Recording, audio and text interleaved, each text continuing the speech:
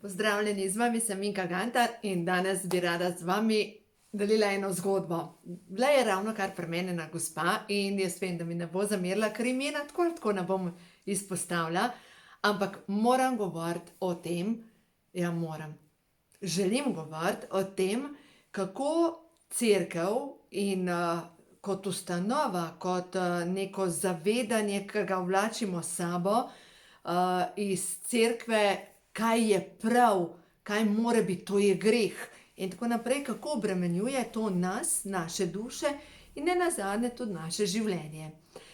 Jaz sama sem krščansko vzgojena in imam svojo vero. Ta vera ni nujno, da je vsem tem, ki so v cerkvi, točno po godu, ker pač verjamemo to, da smo veliko več kot nekdo, kot bi mogoče nekdo želel, da verjamemo ali pa verjamem. V soboto, ko smo šli na Brezje, na Brezjah je bilo prvo obhajilo in te otročki tako so bili luštkani. Jaz sem potem šla sicer v cerkev, obred je bil zunaj in so bili ti otročki, ki so prejeli prvo sveto obhajilo. In nagovor, ki ga je dala ena gospa, ker pač nisem je videla, ampak slišala pa sem, je rekla: in sedaj boste vi dovolj čisti. Halo?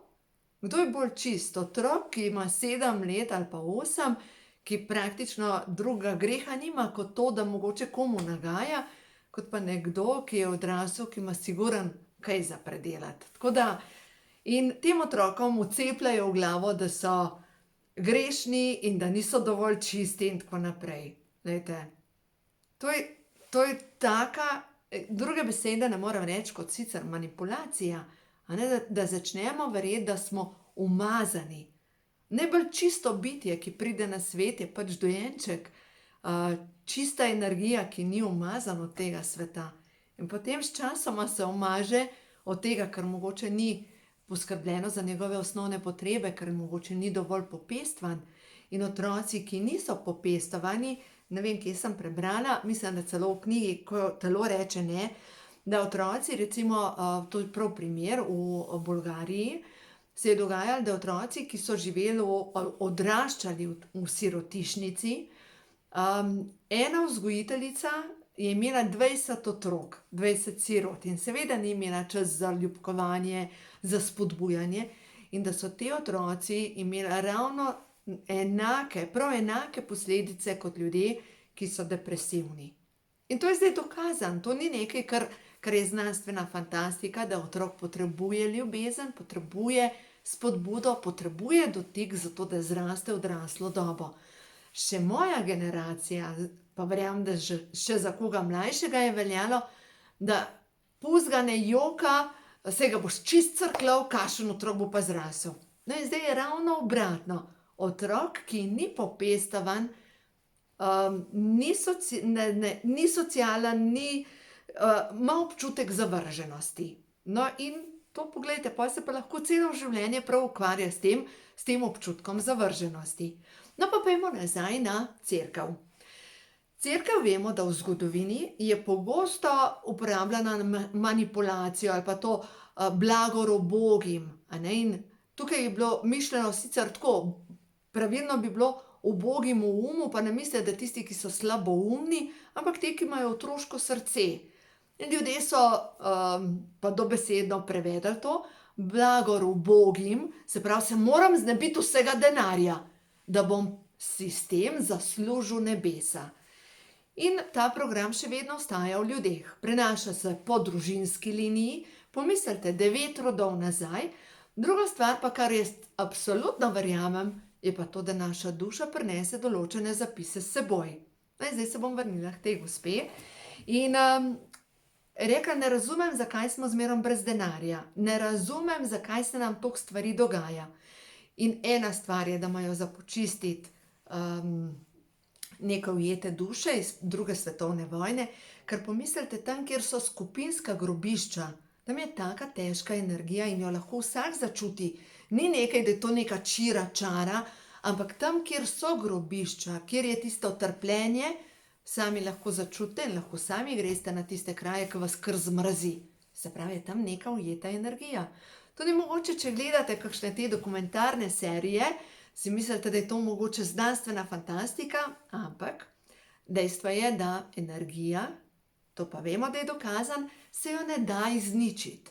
Energija je in energija se lahko tudi nekje ujame. No in ta ujeta energija lahko potem povzroča težave. Tako da pomembno je, da sčistimo. Zdaj pa s čim sčistimo? Molitev je absolutno neka orodje, ki ga lahko vsak uporablja. Blagoslov, blagoslovljena voda, kadila, vse to so tudi naši predniki uporabljali, še mnogo preden je prišla cerkev na naša tla, so bili že neki obredi, tudi če pogledamo Indijanci, ti staroselci, so imeli neke obrede za čiščenje, za prenovo. In to ni neko, kar nas je potem mogoče spet cerkev prepričala, da je to neka voodoo varianta in se moramo tega bati. Dejansko to ni nič strašnega, če uporabljamo energijo blagoslova. Naslednja stvar, zdaj pa če se vrnem spet na to bogastvo, na ta denarni tok.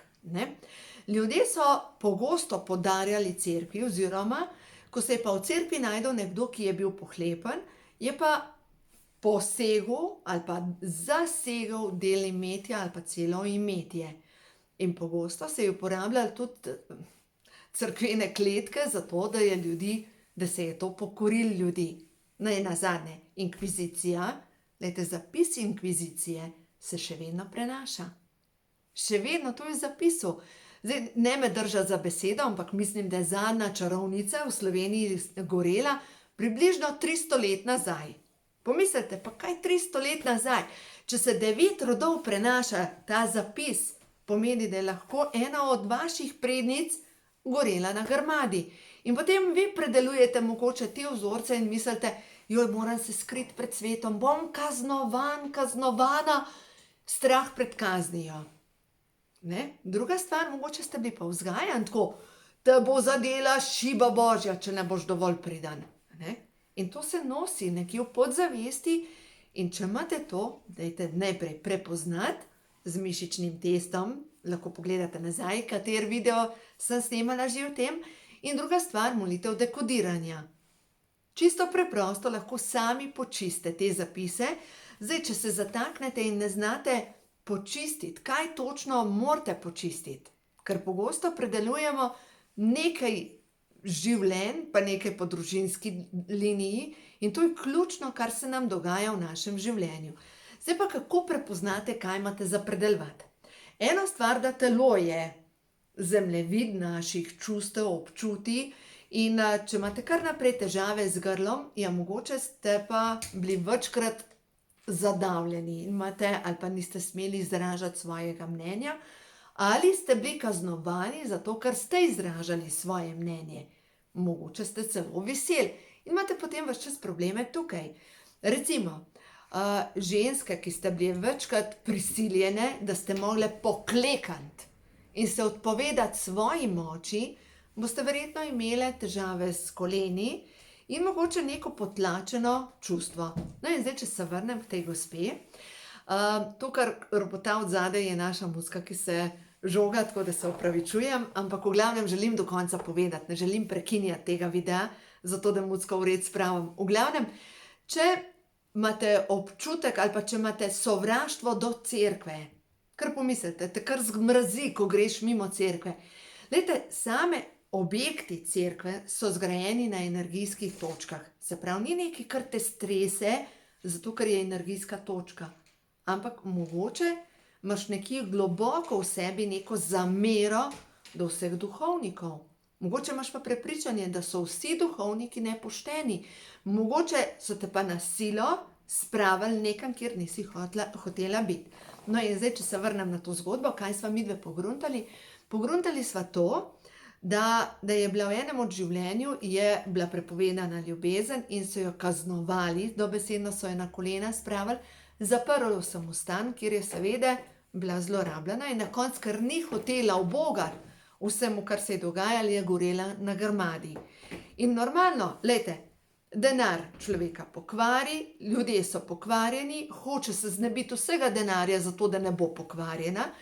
In druga zadeva, program s cerkve, blagor ubogim. Se pravi, si treba tako znebiti na en način denarja, zato da sem ubogi. Se pravi, je potrebno odkodirati potrebo po oboštvu.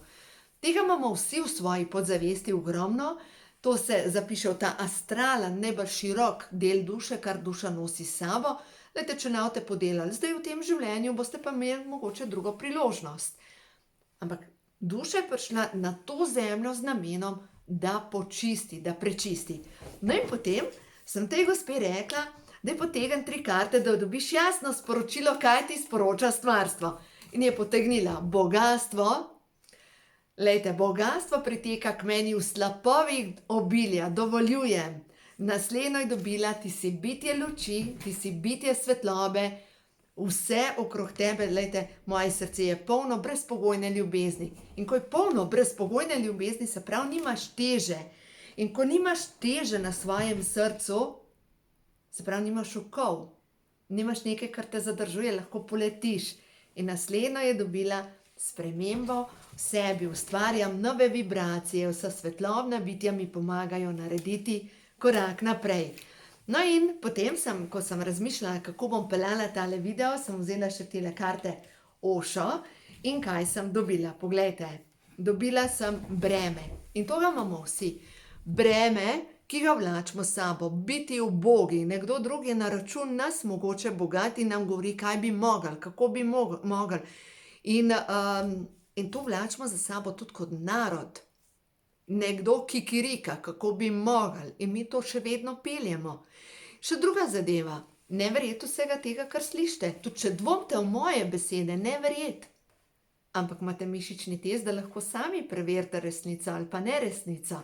Kako to naredite? Poglejte, recimo, če je ta trenutek želim preveriti, recimo v enem od prejšnjem življenj sem gorela na Grmadi. Se enostavno postavim tako, da zdaj vam se pokažem, da lahko sem postran, roke prekrižam in rečem, moje ime je Minka, grem naprej in če rečem, v enem od prejšnjih življenj sem gorela na Grmadi, jaz nisem. Vedno lahko preverim svojo resnico, ne morem pa preveriti za nekoga druga, ali govori resnico, ne, ampak lahko pa rečem, to, kar slišim, to občutim kot resnico. Za sebe preverjam, ne za druge. Naslednja zadeva, kar pa moramo razumeti, da s temi programi se je vršil nadzor nad nam. Zato, ker treba je ljudi ustrahovati in tudi zdaj. Kaj pa delajo? Ustrahujejo nas, da smo čim bolj, kako pa bo, ne morem preživeti, ne bo, da si čim bolj sesut. In, lejte, če opazite, da vas je strah bodočnosti, začnite delati na zdravljenju tega, ker je čas, da pozdravite svojo glavo in tukaj je pa hara, ne, trebuh. Se pravi, kaj vstopa v moje telo, kaj dovoljujem, da vstopa in če vidim, da me nekaj straši, stran od tega, lahko najboljši guru, lepo govori, ampak če te ustrahuje, stran od tega. Bodite tam, kar vam veča vero, kar vam veča upanje, kar vam veča energijo. Sledite samo temu in boste videli, kako se bo naenkrat vaše življenje spreobrnilo. In potem sem 2 karti še dobila, moralnost pa zapor. Točno to se dogaja, bolj kot smo vkleščeni v to, kako bi mogli biti, kako drugi delajo, pa tako naprej in obsojamo, bolj smo v tem nadzoru. In izobilje, dajanje. Vsega je dovolj. Ja, vsega je dovolj. Dejstvo je, kar seješ, to žanješ. In začeti je treba sejati dobro, da lahko pride dobro. No in drugo, ko pa pride dobro, je pa to že naslednja lekcija, zaračunati. Ker dejstvo je, da če mi sporočamo vesolju, da nam ne pripada, nam ne more dati. Zato pač treba tudi, ne rečejo ljudje, jaz bi vse podaril, samo računati ne moram. Se pravi, se ne ceniš. No in tukaj je pa spet program, moram biti ubogi, zato da bom Bogu všeč. Ne. Kdor ima, lahko da še več, a je to tako? In zato delajte na tem, da boste pošteni, da počiste in potem se bo zgodilo, da bo začelo vaše življenje pritekati. Tako da delajte na tem. Če imate vprašanje, napište, vprašajte, pokličite In predvsem, če se je komu čisto zataknilo, mogoče pridite na svetovanje, da najdemo tisto, kaj se je zataknilo, da boste potem lahko šli naprej. Zdaj imejte se radi in delajte na sebi.